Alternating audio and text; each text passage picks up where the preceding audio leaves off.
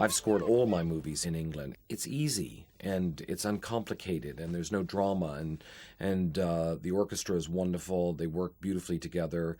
We can come in at a moment's notice and do very complicated work and special work. And for us, it's a really easy, relaxed time. London is a great place for film music because the musicians are superb.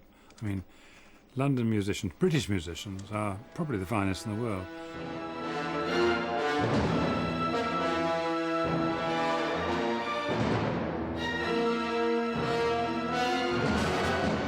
Well, there are 5 symphony orchestras in London, lots of chamber groups, chamber orchestras and quartets. There's a healthy scene.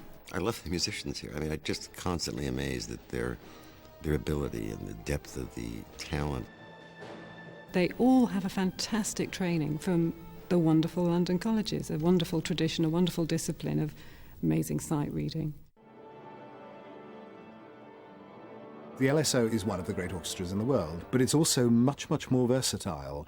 And so, you know, the orchestra can then go straight into the studio and do films like this with John Williams, which is a very, very different sort of playing, and it requires great speed of sight reading because it's probably half an hour, three-quarters of an hour from the moment the players first see the music. So the skills they have in that way, I think, are probably unequalled around the world. There are very few places where you can actually score with an ensemble orchestra like the LSO. I mean, if you're in the United States or other parts of the world, you're actually hiring freelance people and they come in. John has done, I think, a dozen scores here. At Abbey Road, we have the technical infrastructure, the technical expertise of staff to create an environment where the technical process of recording is not an issue. John can just worry about the music and is comforted by the fact that the music is getting what's been recorded to the highest standards. We rely a great deal on the people that contract these orchestras. Isabel Griffiths, for instance, who will contract the LSO, a lot of times she'll work with that orchestra and perhaps supplement that orchestra with other players. I act as a sort of coordinator between the composer and the orchestra and the producer. I put it all together, I find the right people, find the days, simultaneously I do a budget. This session is pretty big, it's 88 musicians, and we're doing 12 sessions. Jerry Goldsmith is somebody we really like working for because he's just the governor, really, he's fantastic. So everybody except the trumpets, repeat bar 3. Time is the most expensive thing about recording music. The quicker that we do it, the less expense it is. And they're amazingly fast. As a matter of fact, I sometimes think I schedule too much time.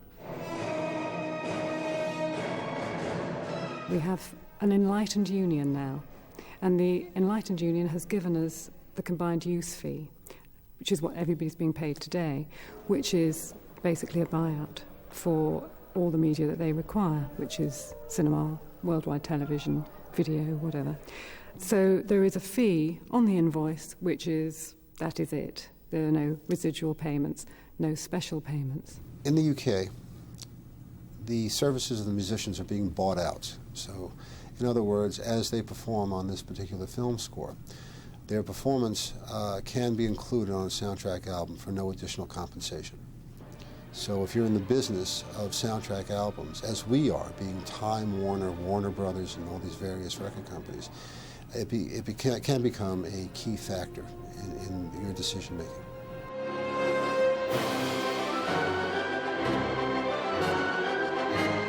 One of the things lots of people have told us is that on a per-session rate, they started experimenting going to Eastern Europe and other places where it appeared to be cheaper, but because they spent so much more time, the actual end product cost a lot more, which is why they've all come back again now.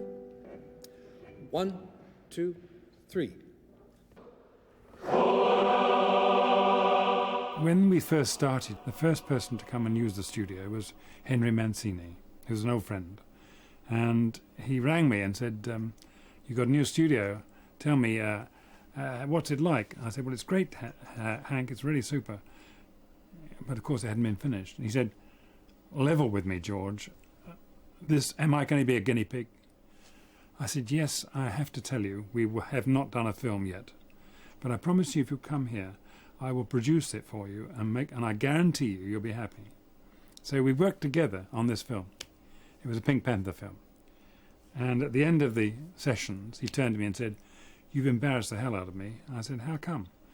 He said, because I've run out of music. We did it so quickly, and it's been wonderful. He said, I'm going to loudmouth you all over Hollywood because you're the greatest. And he was true to his word, and that kind of word of mouth is so important. If people know you're good, then the word spreads.